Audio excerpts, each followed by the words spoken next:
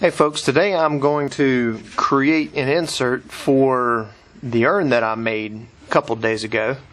So this is a hollow vessel that I have, and what I'm going to set out to do is to make a female insert that will be a hand threaded insert that I'll fit into the top of my vessel here, and I will then turn a threaded finial to match that after this is gone in. So this hollow body is complete, and now I need to make an insert for it.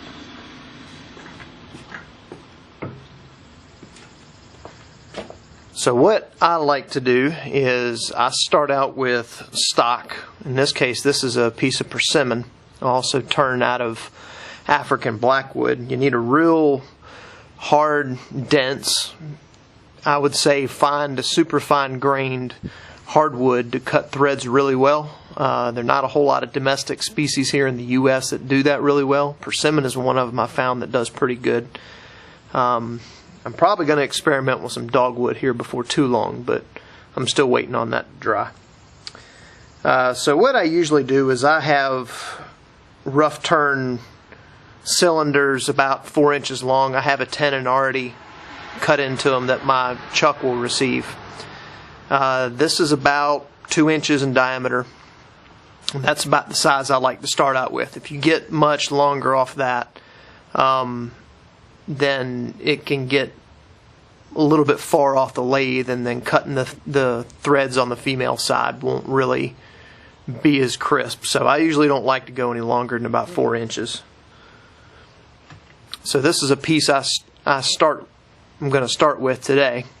And so what I recommend you have is take your piece and put a mark according to one of the indexes off your chuck or either off your lathe, so that way if you know how this is going to go back in if you ever have to take it out for one reason or another. And this is basically the final product here.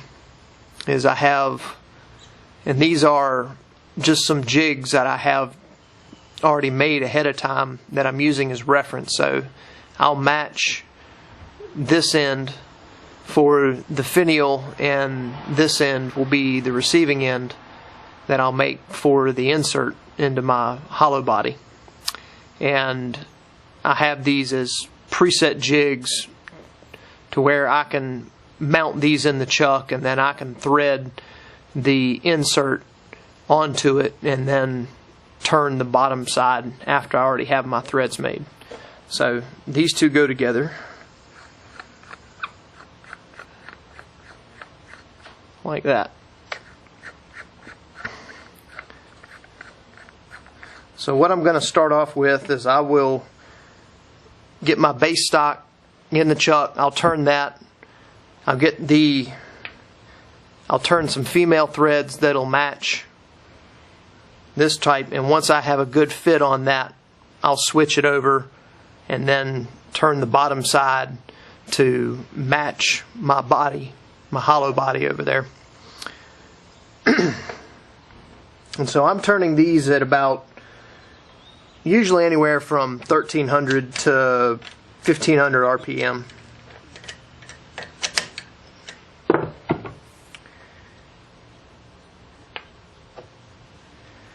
And so the process is going to be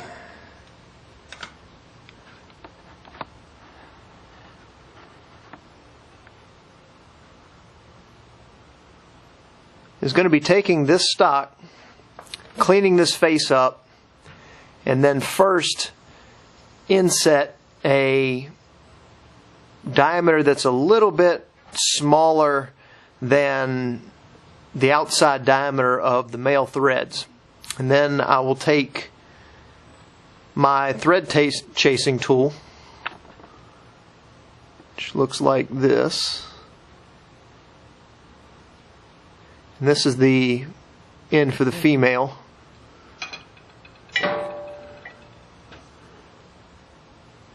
This is the matching end for the male. These are See, I believe 16 teeth per inch, and I got these at Craft Supplies. They come in a pair. They're about 80, 90 bucks, something like that.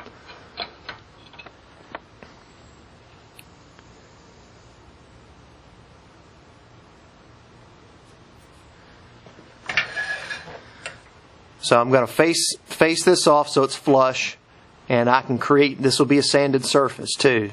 So after I have the threads that'll match my insert here, I'll go ahead and sand that edge off. I'll thread this in and then mount this end into the chuck and turn the backside.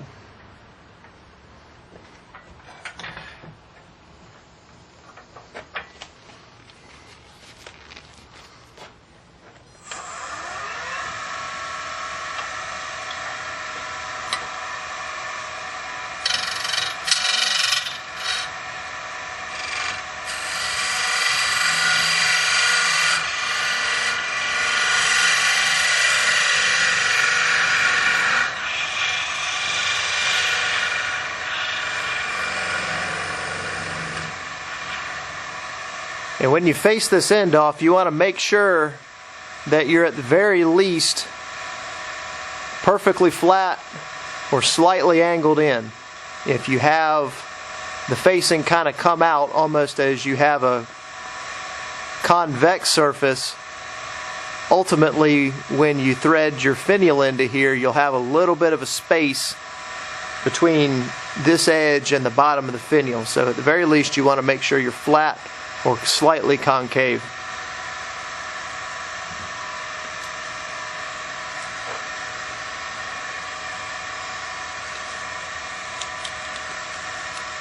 So this is the thread I'm going to match to, and I'm going to take this diameter. So for this size thread, it's about a diameter of 1 3/16. So I will try to make my insert about 1 1/8 or so, so I have enough material to cut the threads to.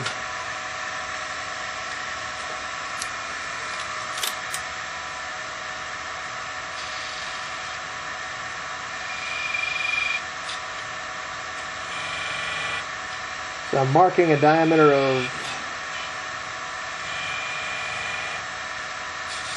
approximately 1 1/8 inches.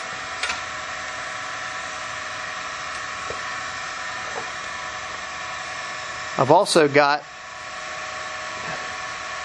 looks like about 3/8 or so. So I'm going to recess this about a 1/2 inch.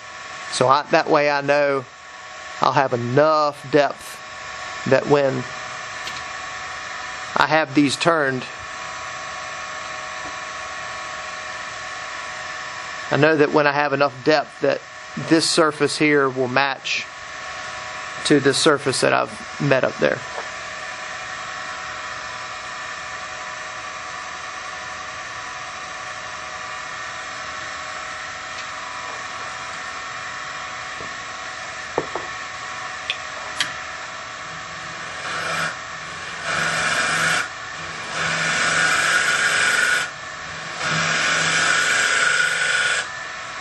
So I'm starting in the center with my small detail gouge, and this is all in-grain material. So I'm starting in the center and I'm taking very light passes. You don't want to take off too much.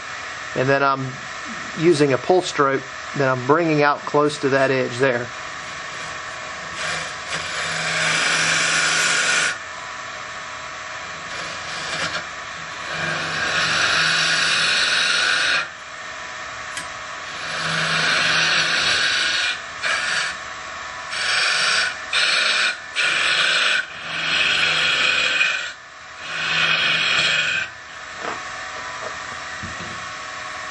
And what I like to do is I like to take a small detail skew, and so that way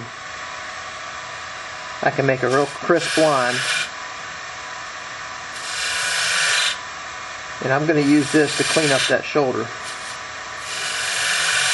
That way I know I'm straight back, and then I can get flat in the bottom.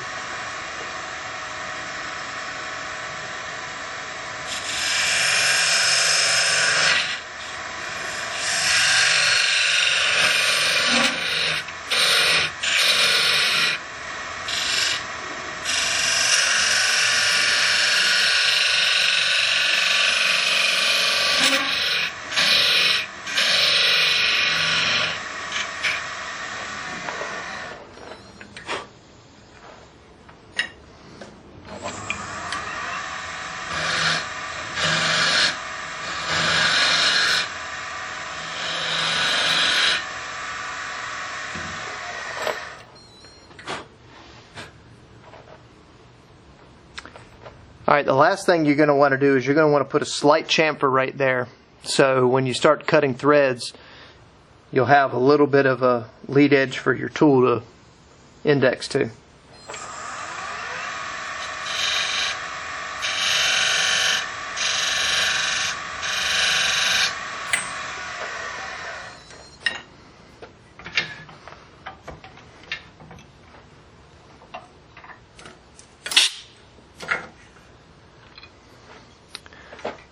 Okay, so the idea that you're going to work on here is that you're going to want to slowly pass this in this motion across this inside edge, cutting these teeth.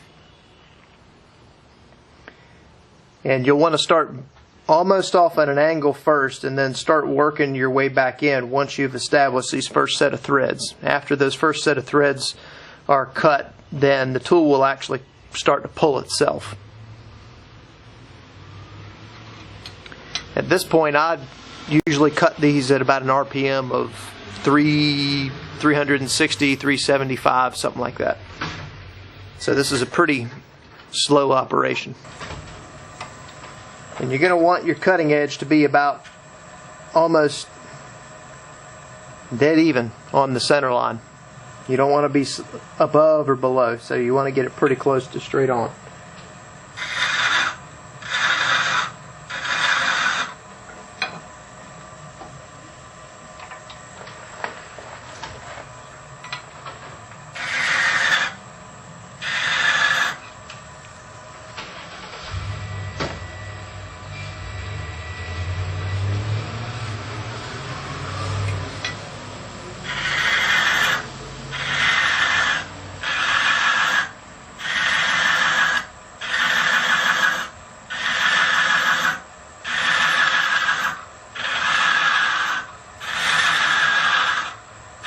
So I've got a few threads established already. You're just making real light passes. You're not taking off a whole lot of material.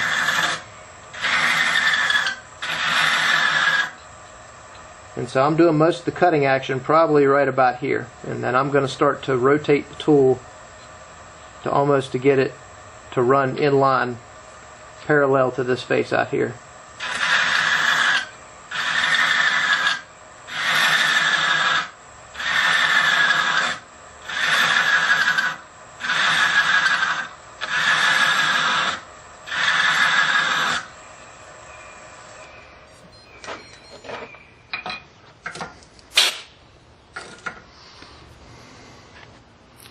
Alright, so here's another view.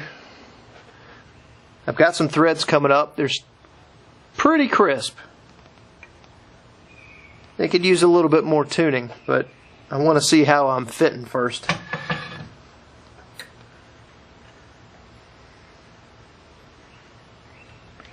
And it looks like I'm pretty close,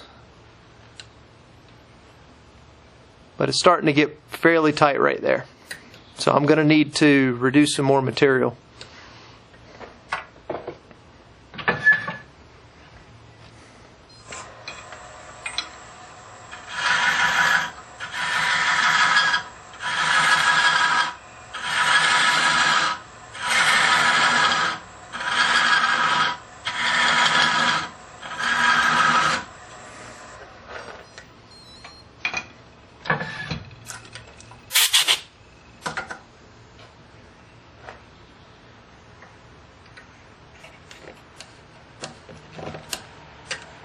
Getting a little better, but this is kind of a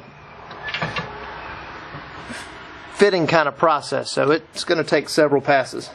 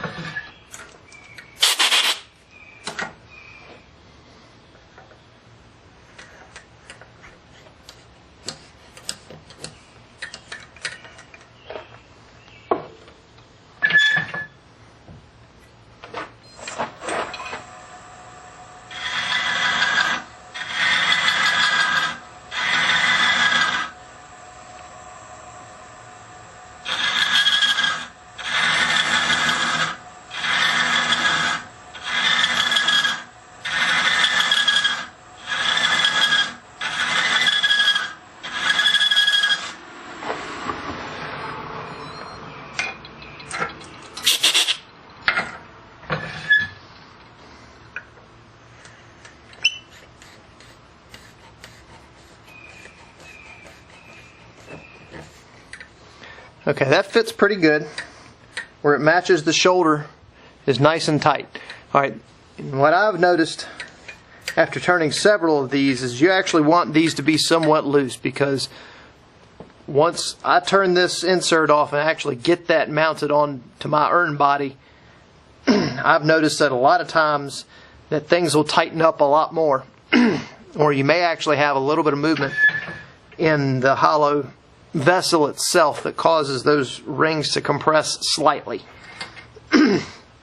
And so to eliminate a lot of the fine-tuning of the threads after the fact, I usually like to make these a little bit loose.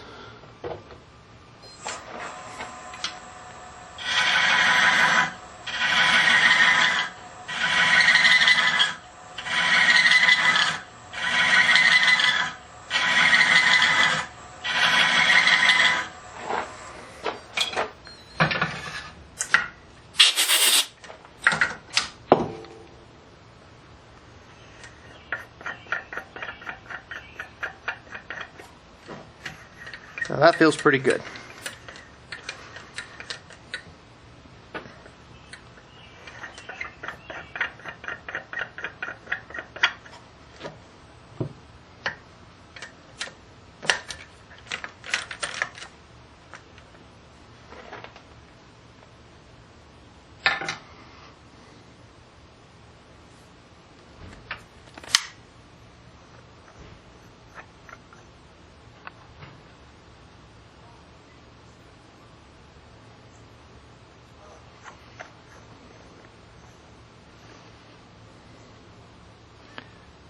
So you see we got our threads cut into there.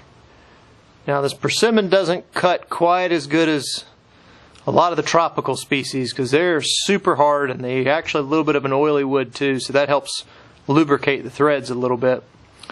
But for a domestic species and for wood that you may have laying around or where you know where to get some, this can save you a lot of money.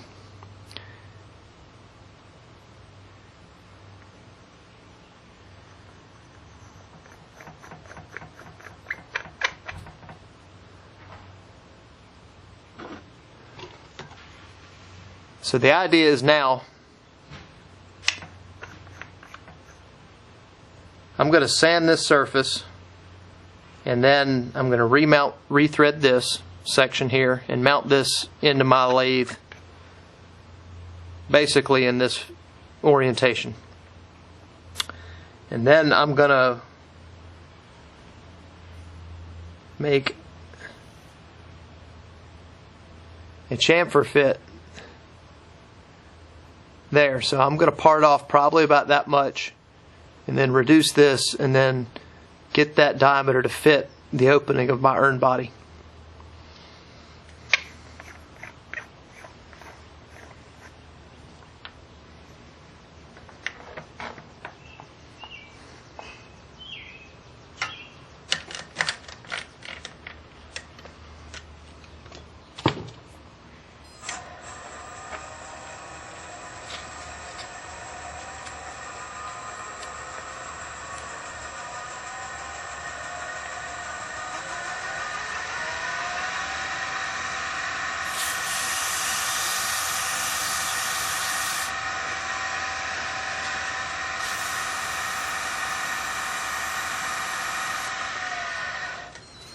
And it's actually beneficial to take some 400 grit sandpaper and knock down the inside of these threads. You're only going to be taking off a very small amount, but that helps keep the threads from breaking, and it helps with actually getting your finial on and off later too. But I like to do this when the lathe is off.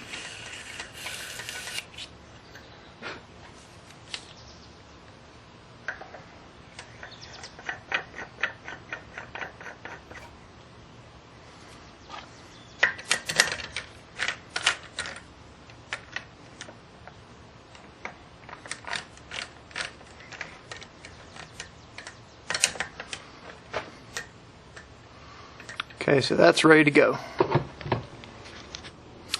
Alright, we're back. Now we're ready to begin turning the bottom section of the insert. And so the first thing we're going to need to do is we're going to need to know what the inside diameter is going to be. So the best thing to do is to go ahead and get yourself a caliper. I've already got this measured. And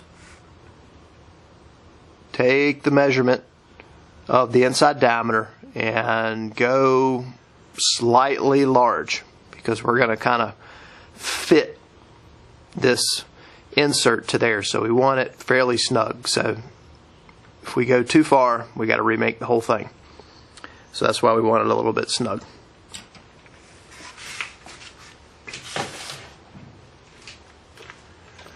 Alright, so now that we got that, we can proceed to turning the bottom of this insert here.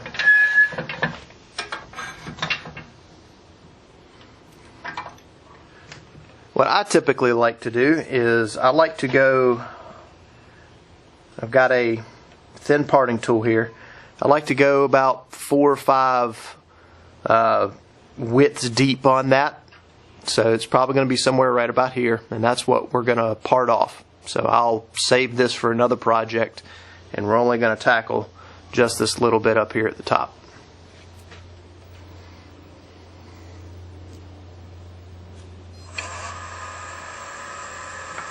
Again, I'm going to turn about 13 to 1500 RPM.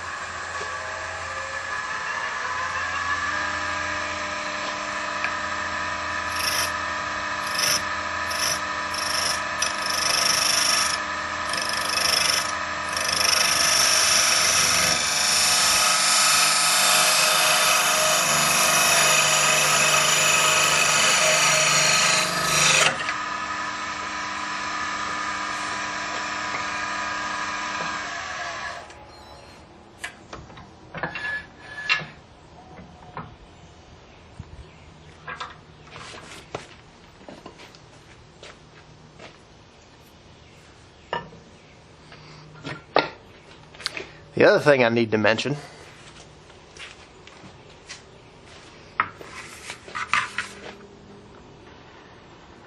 is that we also need to know what the outside dimension of this insert is going to be. So we need to get a diameter that's probably about a 1/16 to 3/32 on either side less than the total diameter of this outside ring here on my urn. You could make it flush if you want. I like, just for this one, I like a little bit of a step.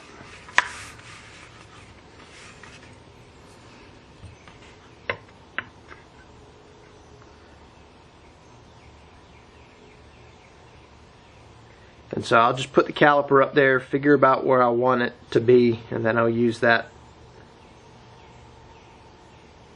measurement.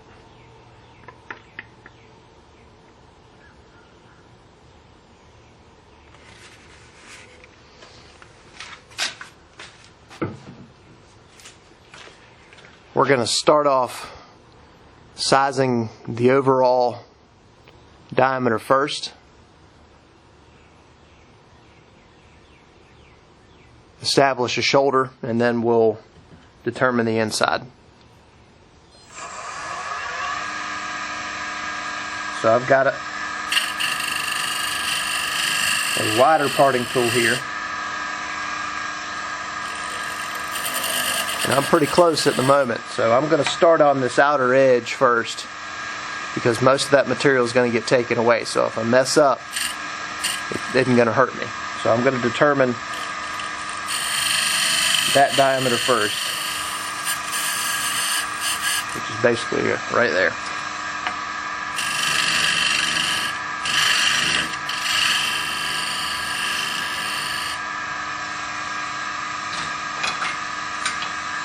I'll switch to my next caliper. Now this is going to determine what we're going to fit to.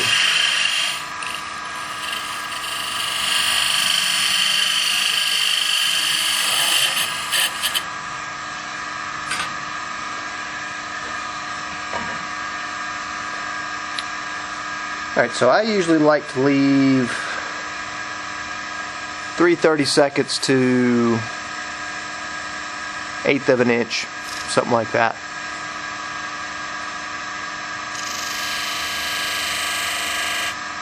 Somewhere around there. You can kind of play with it. About 1/16 of an inch gets kind of thin, so you need to leave a little bit of material so your top section doesn't warp so much. And we'll just create the shoulder, and then I will chamfer this outside edge slightly, and then I'll use that to start to fit the hollow body to it.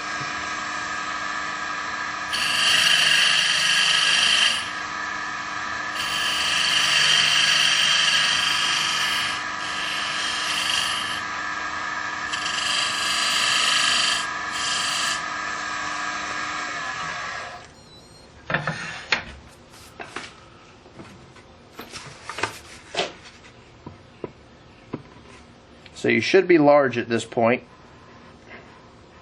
but you're getting an idea about where it's going to be.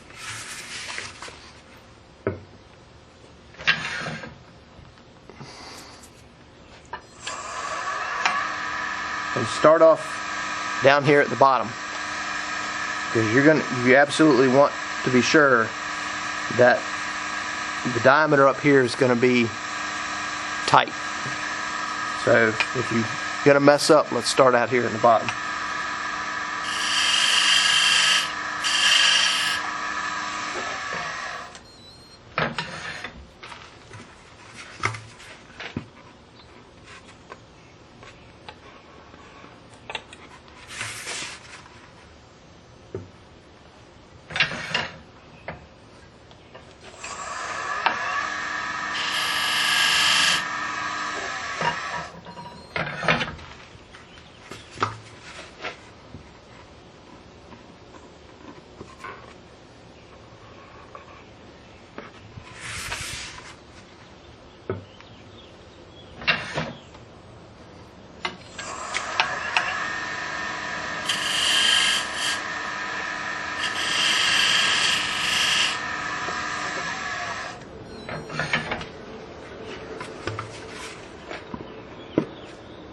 So I'm taking off just a little bit at a time to get the right feel.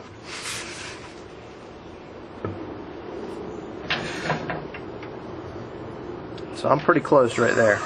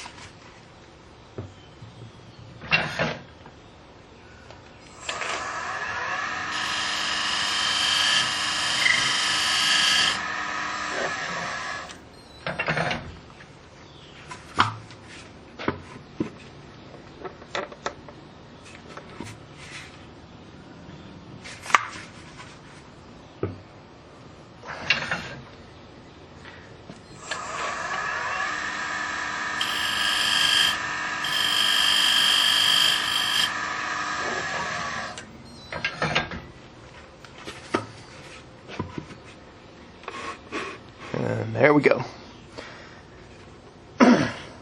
You want the fit to be just a hair light, because a lot of times you'll get this insert off the threads here and go to put it in your hollow body, and it ends up being a little bit tighter than what it feels like when it's mounted on the lathe. You can also use this opportunity to see how much reveal is left on this edge here. So if you like that spacing or not. In this case, I prefer a little bit more of a step than it has right now. So I'm going to take some off this edge.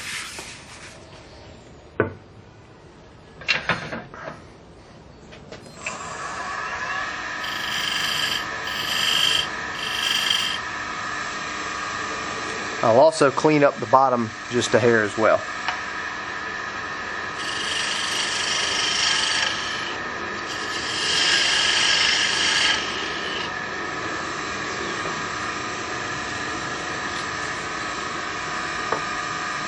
And the last thing we're going to do is we're going to sand this outside edge here and around this front corner.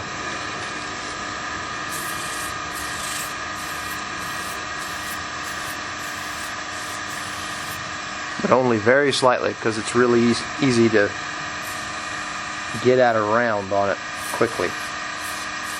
I'm just using 240 and 400 grit here.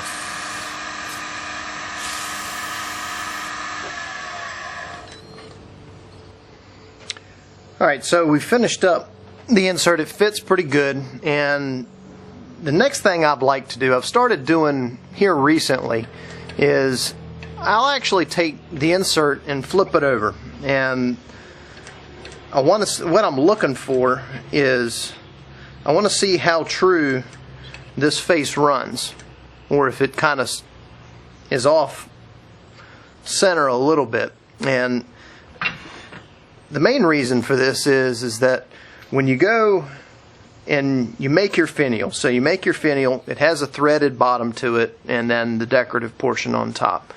And it's going to screw into this insert when it's all said and done. Now, if this face is off true, then you're going to have a little bit of space on one side or another between the bottom of a finial edge and the top of this insert face here. And I kind of found this out after looking at some of the earlier pieces that I did, and I'll see if I can't get you a good shot here. It's really a subtle thing. So this is an earlier one that I did.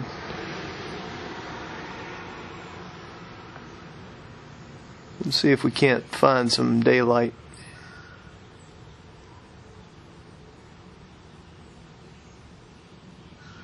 And so what I'm looking for, and I think the space is actually under this side of the finial here. So this unscrews, and it's kind of the idea of what we've been working on.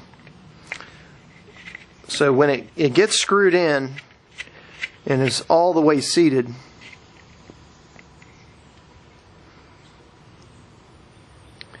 see if we can't rotate it and see where that space is.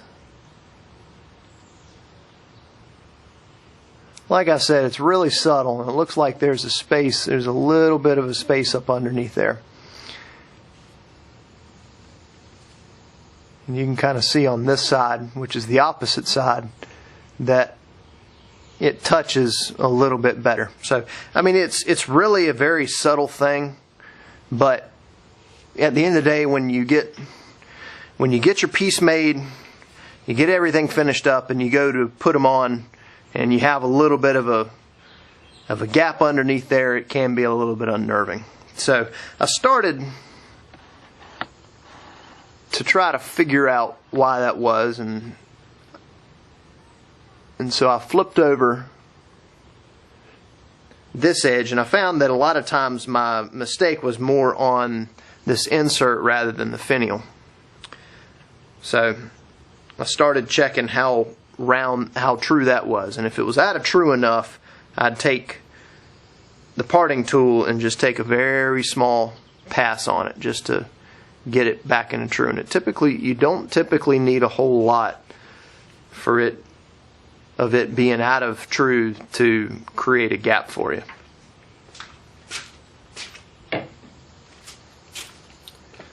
So in this case, this is pretty good. I'm happy to live with that.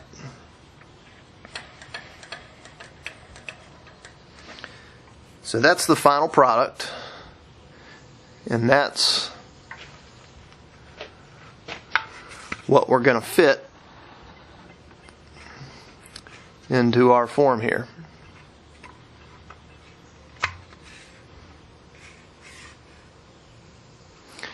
Alright, so what I'm going to do at this point is I like to take some 240, clean up that edge, if there are any pencil marks or anything like that, get those all off there. I'm going to take my same finish that I'm using, and I'm only going to put just a very small amount around this outside edge. You don't want the finish to go all the way to the inside because that's where we're going to glue to. I'll also put some finish on this outside face and this outside edge. And then when I go to glue it in, I'm just going to glue with CA both these faces here. Get it really covered well. And then I'll glue also on the inside and just this inside edge here as well. And then seat it in. And a couple of seconds, it'll be set. So putting the finish on was a little bit of a trick to help keep the surface sealed, so if you do have any bleed over on your glue, it's not going to soak into these areas, or if you do have to work on getting it away, it's going to be easier to get on without having to take out a lot of material.